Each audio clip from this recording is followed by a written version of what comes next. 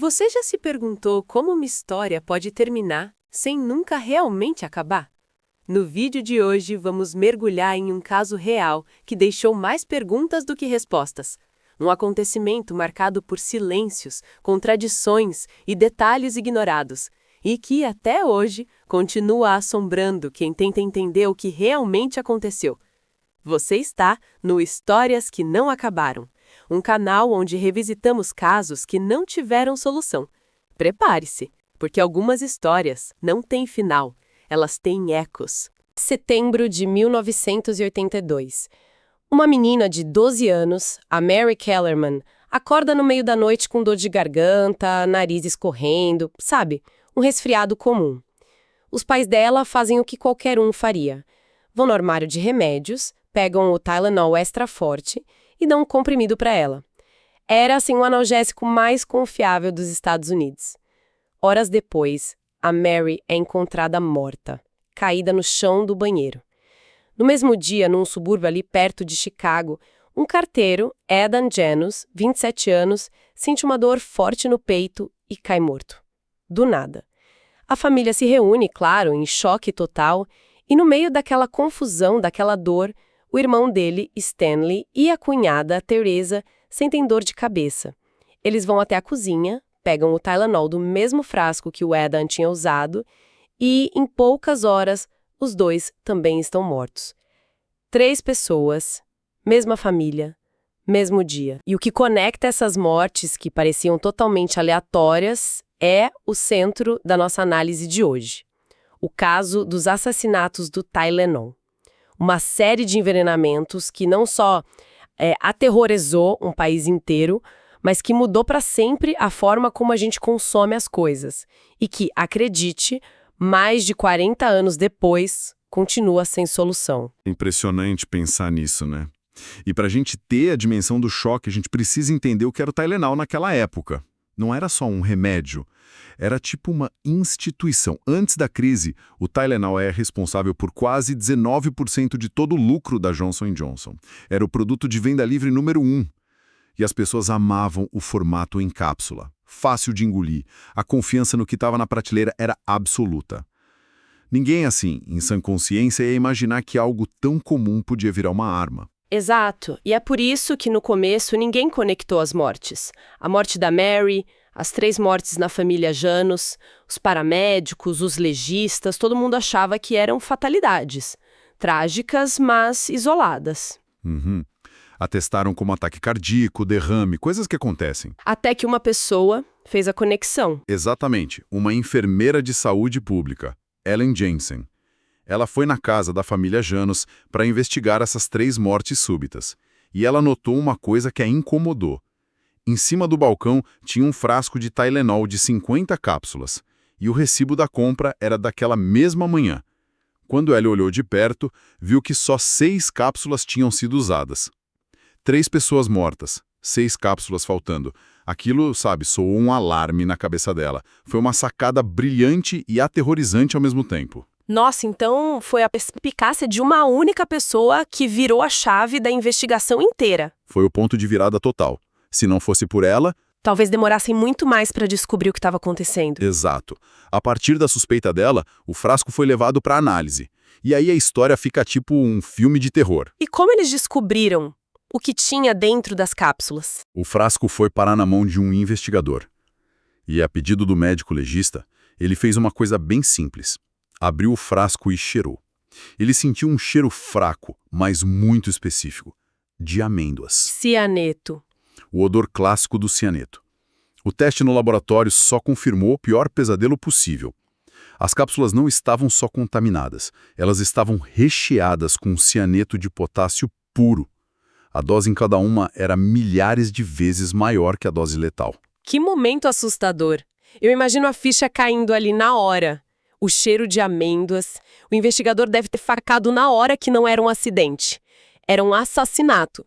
Mas como o cianeto age tão rápido assim? Ele é brutalmente eficiente. De forma bem simples, ele impede as nossas células de usarem o oxigênio que a gente respira. É como um sufocamento interno. Exato. O corpo inteiro sufoca por dentro, mesmo com o ar nos pulmões. Por isso a morte vem em minutos. A notícia disso deve ter se espalhado como fogo. Qual foi a reação? Pânico total. Foi a primeira vez que algo assim aconteceu.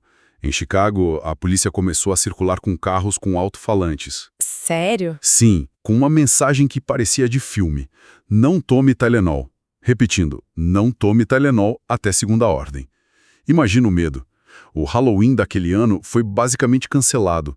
Os pais tinham pavor de que alguém pudesse envenenar os doces. O caso virou a maior investigação da história do FBI até aquele momento. E o que deixava tudo mais assustador era não saber a origem, né? Se era na fábrica. Essa era a grande questão. E a resposta que os investigadores encontraram foi ainda mais perturbadora. Eles viram rápido que não era um problema na produção. Os frascos envenenados, e no total foram 7 mortes, eles vinham de lotes diferentes, fabricados em lugares diferentes. Um na Pensilvânia, outro no Texas. Então, qual era a teoria? A única explicação lógica, e a mais terrível, era que alguém estava indo às lojas, comprando os frascos de Tylenol, levando para algum lugar, abrindo as cápsulas uma por uma, trocando o remédio pelo veneno, fechando tudo. E devolvendo os frascos para a prateleira.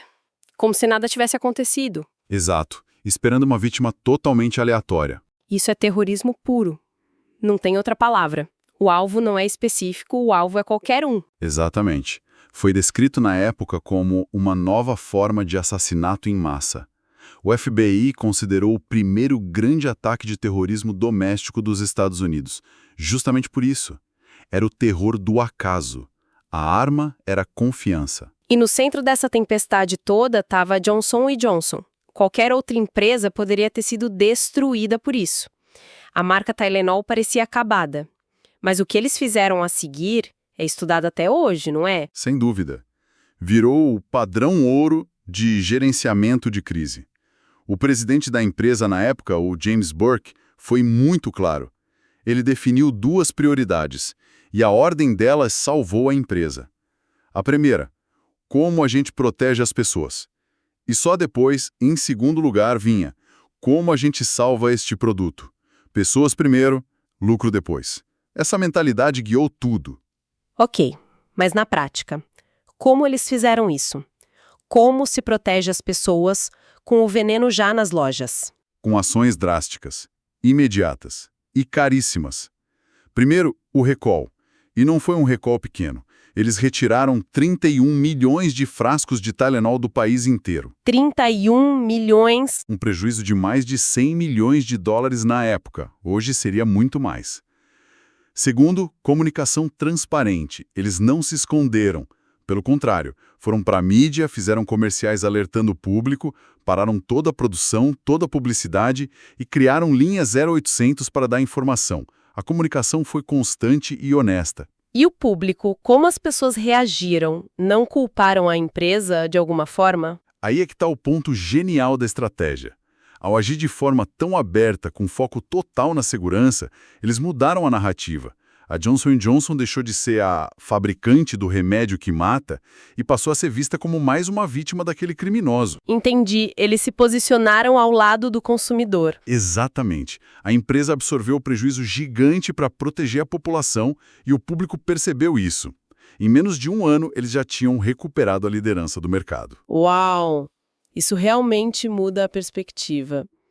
Mas o legado disso vai muito além de uma boa história de marketing, né? O que aconteceu em 82 mudou fisicamente o que a gente compra hoje. Mudou tudo. E essa é talvez a consequência mais duradoura. Antes de 1982, o conceito de embalagem à prova de violação, isso não era uma exigência. A confiança era o único lacre. Espera aí, então antes disso qualquer um podia simplesmente abrir um frasco de remédio na prateleira, mexer no conteúdo e colocar de volta sem que ninguém percebesse? Parece loucura pensar nisso hoje. Exatamente. Loucura, mas era assim. A confiança era implícita, sabe? O choque de 1982 foi a quebra violenta dessa confiança. E a embalagem virou a nova garantia física. A Johnson & Johnson, junto com a FDA, que é a Anvisa americana, liderou essa mudança. E foi aí que surgiram aquelas coisas que a gente nem para pensar mais. O lacre na tampa, o selo de alumínio. Embalagem triplamente selada. Primeiro, a caixa de papelão com as abas coladas, que se você abre ela rasga, fica visível. Segundo, um lacre plástico em volta da tampa. E terceiro, mais importante, aquele selo de alumínio colado na boca do frasco. Essas 3 barreiras, que hoje são padrão em tudo, nasceram diretamente dessa tragédia. E isso virou lei, imagino. Rapidamente. Em 1983, o Congresso americano aprovou a Lei Tylenol. Ela tornou a adulteração de produtos de consumo um crime federal. E a FDA estabeleceu as novas regras para toda a indústria. Mas mesmo com tudo isso, ainda teve um problema anos depois, não foi? Com as cápsulas? Sim, essa é a parte final da transformação. Mesmo com a embalagem nova, o ponto fraco ainda era a cápsula em si. Ela é feita de 2 partes que se encaixam, né? Um criminoso habilidoso poderia abrir o frasco, abrir as cápsulas, trocar o conteúdo e fechar tudo. E a prova disso veio em 1986, um crime de imitação em Nova York. Uma mulher, Diane Ellsworth, morreu envenenada por cianeto no Tylenol. E o frasco eles tinha embalagem triplamente selada. Inacreditável. Então o assassino conseguiu violar as 3 barreiras e fechar tudo de novo de um jeito que ninguém percebeu. Exato. Foi o último prego no caixão das cápsulas. Depois dessa segunda tragédia, a Johnson & Johnson tomou a decisão final. Eles pararam de vender Tylenol em cápsulas. Em vez disso, criaram os caplets. Que é o que a gente tem hoje. Sim, comprimidos sólidos lisos em formato de cápsula. São impossíveis de adulterar sem destruir. Foi o fim da vulnerabilidade do produto. Uma história de resposta a crises, de inovação forçada pela tragédia. Mas isso nos leva de volta à pergunta que não quer calar. Com toda essa mobilização, com o FBI, como nunca pegaram o culpado? Esse é o grande mistério. A frustração que fica até hoje. A investigação foi gigantesca, mas nunca conseguiram uma prova definitiva contra ninguém. Mas existia um suspeito principal, certo? Um cara chamado James Lewis. Sim, James William Lewis. Ele mesmo se colocou no centro da investigação de um jeito bizarro.